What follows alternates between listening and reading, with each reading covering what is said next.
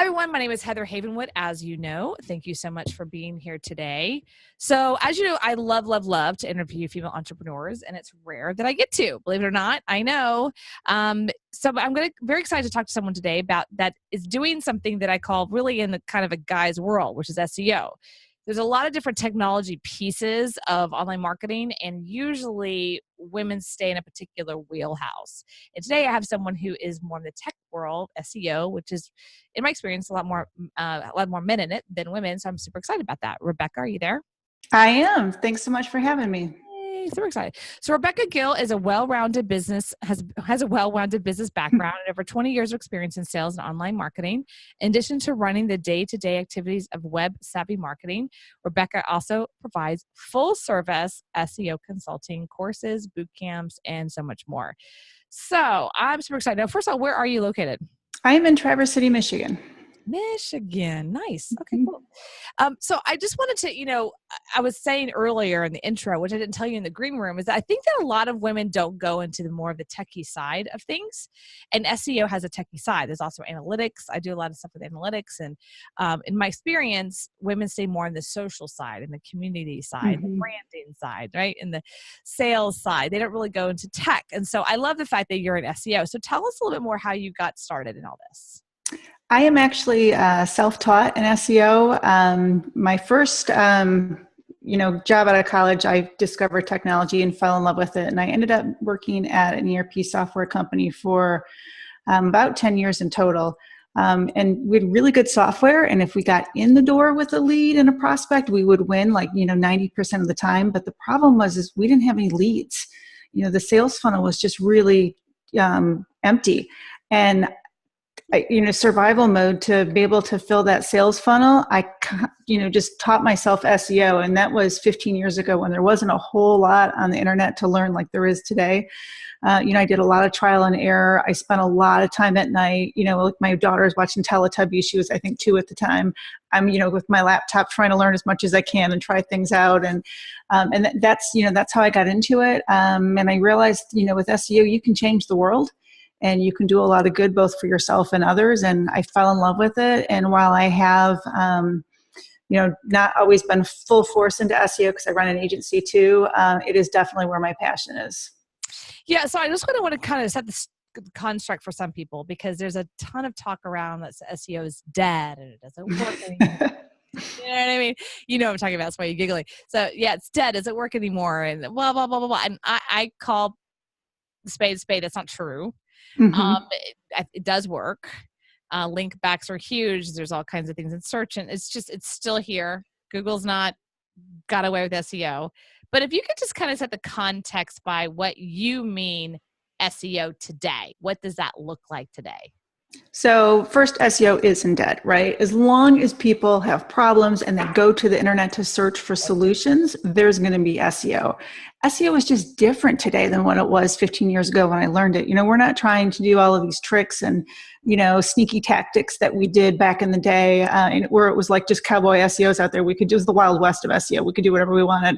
Now Google's very structured. It wants, people to focus on usability and the user experience, and technical SEO like structured data and schema is super important, as is security and accessibility and performance. And it's, it is different today than what it was years ago, but it's still alive and well.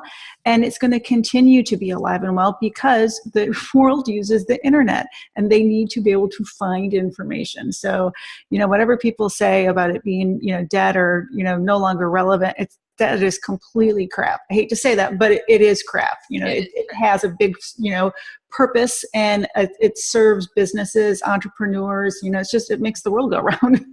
It really does, and it makes a big difference. And I'll share kind of a story. I'll have to take some pieces out of it because it has a dirty piece to it. But I was in a mastermind with a guy who's kind of I call him an SEO hacker. He just knows all the good black hat, yellow hat, green hat stuff to do. And he talked about a particular story. The reason I'm sharing this with you is because he said SEO can change the world. It can. All right. So he knew about this particular situation. Here was the problem. The problem was it was a big company, like a Fortune 1000 company. The CEO of the company had a name right? First name, last name. It had the same first name, last name of a man who was a pedophile, Oh. in charge as a pedophile. And this was the CEO. It was different person, right? Mm-hmm. Different face, same name. And anytime you Googled the CEO of the Fortune 1000 company, you got on first page this other guy, Yeah. right? Yeah.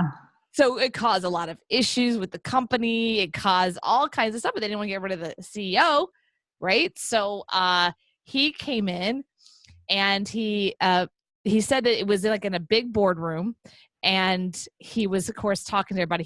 He couldn't see who was in the boardroom. And they were saying, yeah, well, the CEO is not here today, that you can't talk to him, but how do we know you're even real? We've had agency after agency after agency. We spent thousands of dollars to try to fix this. No one's been able to fix this. And he's like, okay, well, check this out. So he goes to this particular website and changes all this stuff within like seconds. And he goes, go here. And it changed, right? And he goes, okay, I don't know what he did, but he did something that was like remarkable. And then all of a sudden you heard the CEO say something. Wait a minute. Okay, wait, this guy's for real. Like, he's in the room the whole time. Mm-hmm. And so he goes, I can fix this for you. I'm like, okay, fine, let's fix it. He's like, 50 grand. And they paid it because they're like, what? Yeah. Cost them that at least in business, right? Mm-hmm. Someone types the person's name in and they get this image of this pedophile. But my point is, and that's a really extreme example, but that's the power of understanding SEO. Oh, absolutely. I mean, because it can take you from no sales to huge sales, or it can take you from a situation like that where you've got something really negatively affecting your business, and it could completely turn it around if you know what you're doing or if you are hiring the right people. The key is hiring the right people. I'm dealing right now with a lawyer who has one guy. He told me the whole story. The guy's just whacked, but he went on a ripoff report and said some negative stuff. So he has having to deal with this. Every time someone puts in his name, he's dealing with this, even though the situation of the case just was weird anyway. Yeah, it can really damage a brand reputation of a company and or a person. Do you deal a lot right now, people trying to get business, or are you dealing more with reputation? I deal more with businesses working to place their products and services. I have helped and coach, because I'll do hourly coaching with people too. Actors and musicians who don't like what's on page one for them and really want to change it. And the funny thing is when those kind of people come to you, most of the time they're scared of the internet, so they don't have much out there about them, which in the absence of information, Google's going to find what it can. Right. And a lot of times it's not what's flattering. And it's like, okay, well, if you want to make this go away, then you need to help Google understand who you are and what you do, so it can place better information about you, at the top. And it's same thing with businesses, with products and services. If Google feels that you are the answer to solve someone's problem, it's going to want to rank you by default because it wants to create a positive user experience for its searchers. So, okay, this is great. I love this. So let's go on a reputation. When someone comes to you and says, hey, I don't like what I see on page one, and you say exactly what you just said. Hey, well, you don't have much out there. So Google's got to go find something. What, let's 2 or 3 or 4 strategies here. If someone's listening, like, oh, that's me. What can they do? What can they do to really say, hey, I'm going to take ownership of this? Yeah. First thing would be to make sure that you have a website, right? You have to have a website. I don't care what the name of it is. You have to have a website, and it has to be populated so Google fully understands that that's you and that you are the owner. And there's person schema, which is basically behind the scenes code that you can put into your website that's very structured, and that Google says, here's what we're listening to. But you can populate this with all these different types of information, so that you're basically talking Google's language. So Google can say, okay, yes, not only do I understand who they are, I understand this is their official Facebook profile, or this is their Twitter account, this is their YouTube channel. And then you can link Google over to those other properties that you want it to recognize. Another thing is, if you have those social media profiles, you need to actually use them. If you don't use them, Google's not going to want to produce them in search. And that's another thing, is like, I go look at these people's profiles and they're like, well, I don't like what I have. I'm like, well, you've not tweeted for 3 years. again, absence of information, Google's going to go find something more fresh and more relevant, even if that's negative things about you. And then if there's, third-party sites that have incorrect information about you, reach out to them. At least try that route to see if you can, connect with a human and fix it. I think a lot of times people assume that sites will not update information, but most website owners and, webmasters don't want a bunch of crap on their website.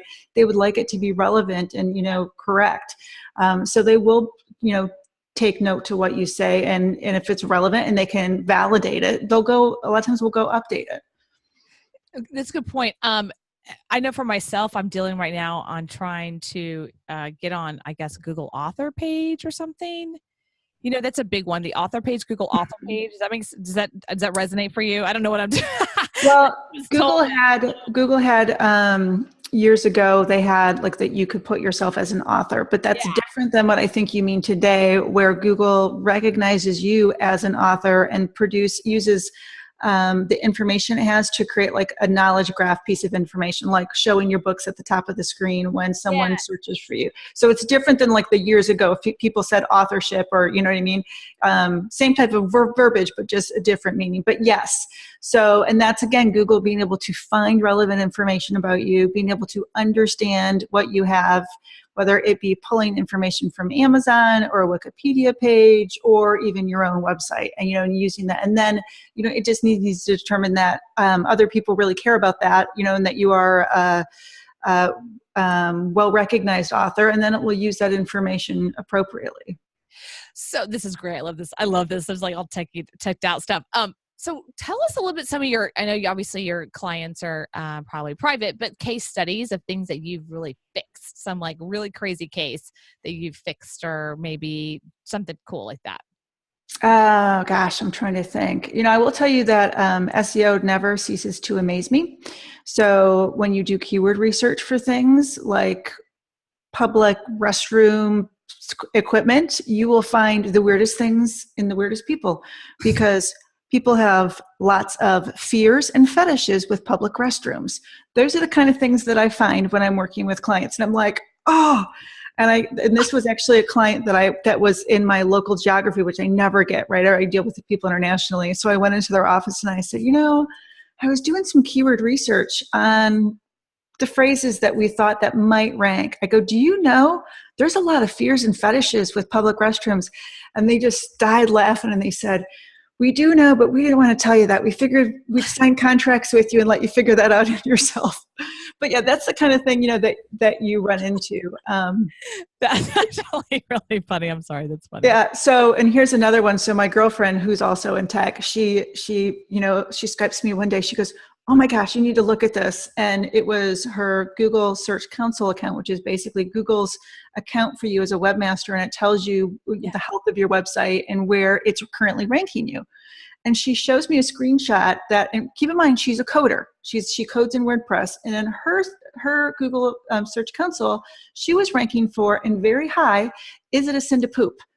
Which makes like no sense. And so there's another weird one. And she's like, why is that? And I go to the URL that had that.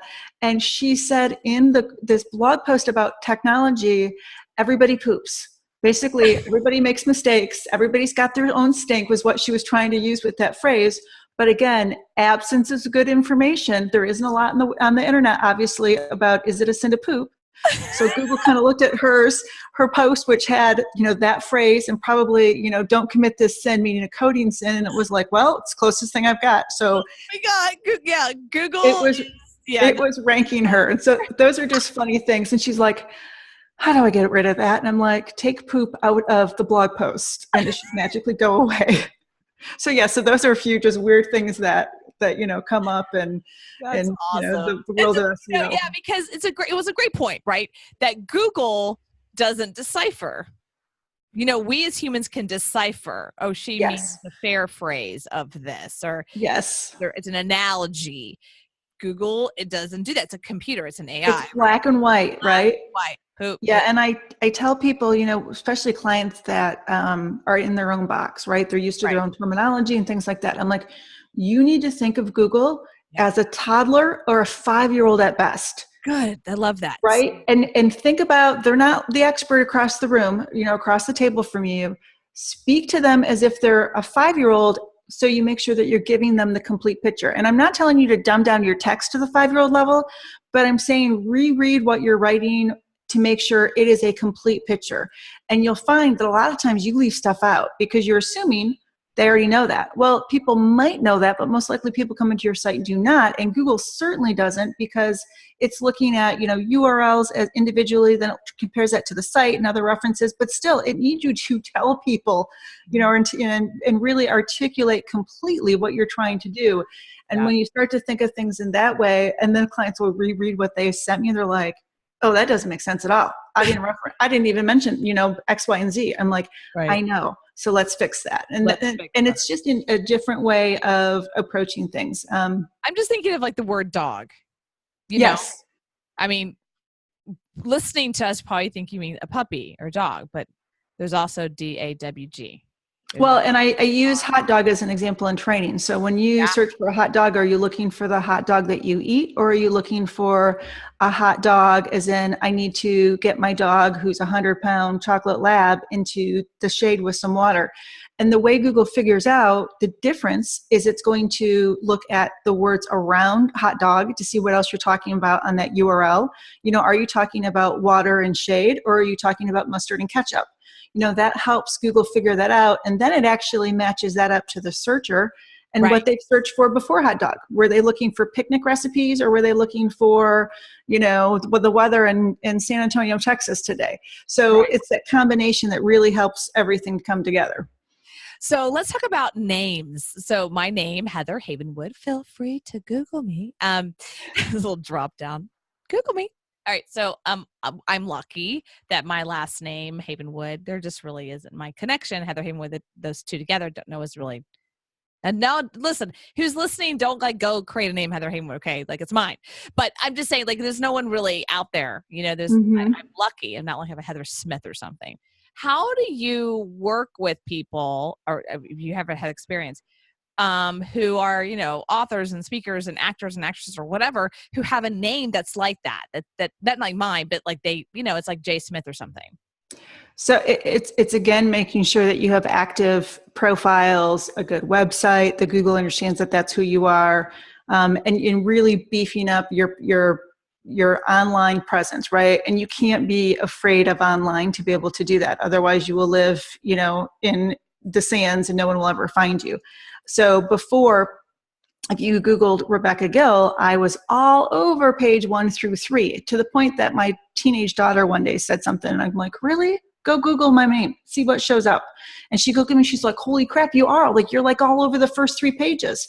Well, then there was a Rebecca Gill, who I think is a professor on the West Coast, who had some issue and got involved in the Me Too movement, which is very popular right now. And, that's current news. Well, she's been taken over page 1. And so now I'm fighting against her with page 1. But the way Google gets around it is it will auto-suggest things. So if you start to type Rebecca Gill, it will append it with SEO to see if you're looking for me versus her, to try to help steer people to narrow down their search to figure out which one they really want. Okay. So, but that is, again, me helping Google figure out who I am. I make sure that I have active profiles, whether it's my website or it's like Twitter or YouTube channel or my presentation slides on SlideShare. Those have SEO references in them because that's who I am. And I'm an SEO consultant and educator.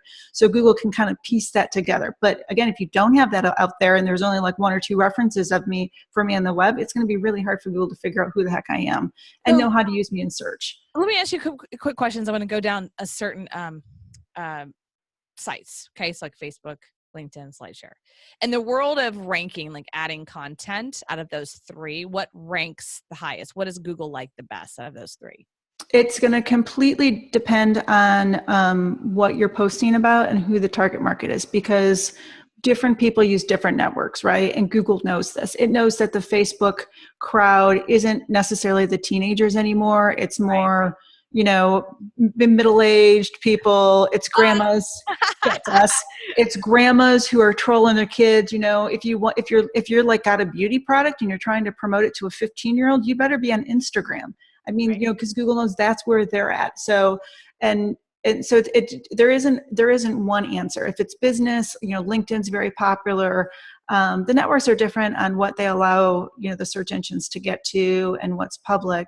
But, they're all helpful without question, because again, you're broadening your reach and you're expanding what's out there about you and what Google can find about you. But I would never encourage anyone, if they're selling, products to the middle age or to the senior set, to go hang out on Instagram or Snapchat, because that's not where their target market is. And it just kind of, ends up being a waste of the time. Interesting. Okay. Yeah, no, you're right. You're completely right. I think SlideShare's got some weight to it, though. Every time I post something on SlideShare, it's got some weight to it. I feel it does. Yeah. And it's, you can easily, so if you want to know, like, what would be good for me, my type of business, my type of personality, start searching for whoever you compete with, right? Whoever's your nemesis out there. Where are they at? What's showing up for them when you search for their name? Is SlideShare popping up on page 1, or is it YouTube, or is it something completely different? Because that will kind of give you some indicators on where you might want to spend your time, because most likely you're serving the same market. So true. Okay, this is good. I could go down this road forever because I love it. I love it so much. Do you do anything with SEO inside of different worlds? What I mean by that is, like, Amazon's its own little world. It's got its own little, like, Google's got its own world, Yeah. And then you have Amazon's got its own world, and Yahoo's got its own world. We all have these little worlds. I mean, Google's obviously the big one, the kahuna, the 700-pound gorilla. But I mean, do you do any work with Amazon? I do not work with Amazon at all. I know that they've got their own algorithms and there's specific ways to, to rank in there. I will tell you, though, that one SEO tactic is, when you're trying to find keywords, is to go to Amazon, right? To see if your product would be referenced on Amazon, or even if you have a service that there would be books about, go look to see what's on Amazon. What keywords is Amazon suggesting to you? Like, what kind of directory structure does it have? Because that can also, and it can always give you some good insights. Ooh, that's really good. That's really good advice, actually. So you're suggesting go to Amazon to see what the, like, long tail keywords are exactly? Mm-hmm. Okay, that's cool.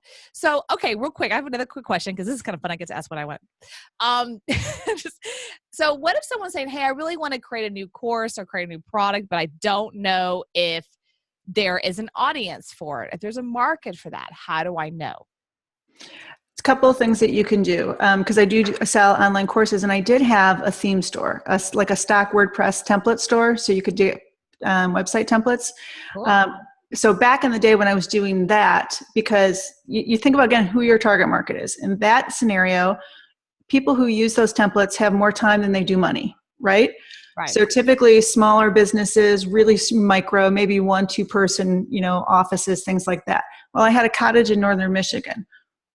Those businesses with around that small community in northern Michigan, they have more time than they have money. They're the perfect buyer for those templates. What's up there? Accountants, chiropractors, dentists, things like that. So those are who I would say, okay, well, that's potentially a great fit. How do I validate this? So then I would take those ideas as I drove through those rural areas, and I would vet it to what people search for on Google. And you can go to Google for that. My favorite tool is KW Finder, which helps you look at search volumes. And so then I would look to see what the search volumes were for those ideas I had to vet that solution. Okay. So in that scenario, it worked great. Well, I also sell SEO courses online. So what would be the keyword phrases for those? The challenge what you have when you get to something like that is it is high tech. It changes constantly. There's always new words. So you can't always go off of search volumes, because it may or may not be relevant, since things are changing very quickly. And so you kind of have to do a balance there. Other places that you can kind of see, is there a demand for it? Like, go to Quora. Quora's got a lot of questions and answers. What kind of questions are people answering? Any site like that has some like Q&A, but that's actually human putting in those questions, right? And that you can get to those. Then you can start to see the demand that the real human has. And, again, look at that, create I call it a seed list of ideas, and then compare that to actual search volumes to see if it's, does have some relevant traffic. Oh, I love it. So Quora, and then what was the other one for Google? So KW Finder, to find search volumes, it will give you suggested searches. You can look for specifically like questions and Google's auto suggestions and things like that. It will also show you who's on page 1. and 2 for each search phrase, and it can give you some indicators on why they're there. Backlinks, social media activity, things like that. Really great tool. I love that. So KW Finder and Quora. Quora is a good one. Yep. Okay, great. So, awesome, super awesome. So I thank you for this. We're running out of time. But I do want to say where can they find you if they're interested in getting courses, boot camps, consulting, where can they find you? The best place to go is RebeccaGill.com, which is my personal site, but that kind of gives you an overview of me, my philosophy, and then that links over to my other properties. Okay, great. And what kind of companies do you work with? Do you work with individuals or, I work with solopreneurs, small businesses, all the way up to the enterprise. Yeah, SEO, like I said, it's not dead. That's why I think, one of the reasons I do podcasting is for SEO, right? Backlinks, different things. Before you go, I kind of want to ask you about backlinks. Are they still relevant? Back in the day, there was, spamming backlinks and things like that. Are those still relevant today? What's happening with that world? They are still relevant. They are still the votes for the homecoming queen because they still count both at the main, website level and then really at the individual pieces of content. We can't get away from backlinks because the web is basically content and links. And so it's really hard for the search engines to go away from using them as metrics in the algorithms. So if someone's listening going, okay, where can I should put my dollars? Where should I put my energy, effort, or dollars? What's the best ROI? Where should they focus on the SEO work? Because there's a lot of different pieces. Yeah. So if you're going to do it yourself, be educated, right? Spend money on some type of training, whether it's video training or it's online courses or it's an in-person event. Get some solid training. And that's where I would spend my money. I wouldn't go buy backlinks. It's going to come back and bite you in the rear every single time. I wouldn't jump into hiring someone to write for you because they're not going to have their voice and they're not going to know the subject matter as well as you will. Right? So educate yourself, and if time isn't something that you have a lot of, then find a trusted consultant to help you and, make sure that consultant is asking you the questions like, who do you serve? Who is your target market? Because if they just jump to backlinks and things like that, they're the wrong consultant for you because they're not really going to be steering you in the right direction. That's really good advice. So I was told, I read an article recently, but sometimes when I read articles, I'm always like, I wonder if that's really true. They said that, I think it was on HubSpot, I think, so don't quote me, but they said that the articles that were around 2,000 words approximately got the best SEO. Is that so? Expert here, so as the expert, is that true? So longer content is winning in today's world, and that's because there's so much competition out there, right? And a 300-word article isn't going to be enough to really cover any subject. And so people like longer content, they embrace longer content, and because they embrace it, Google embraces it, and it's going to want to rank that content more because it's going to better solve the person's, problem by giving them a more complete picture of the solution. Got it. Okay, that's super clear. Well, I guess it was right. It is right. Okay, so around the 2,000, is that considered long? It is considered. A lot of people are like, oh, I can't do that. I can barely write 500. And it's like, great. And I don't want you to be, this isn't like the essay in high school where you just started filling in words to fill up the page. No. I want you to rethink about how you're going to cover the subject, right?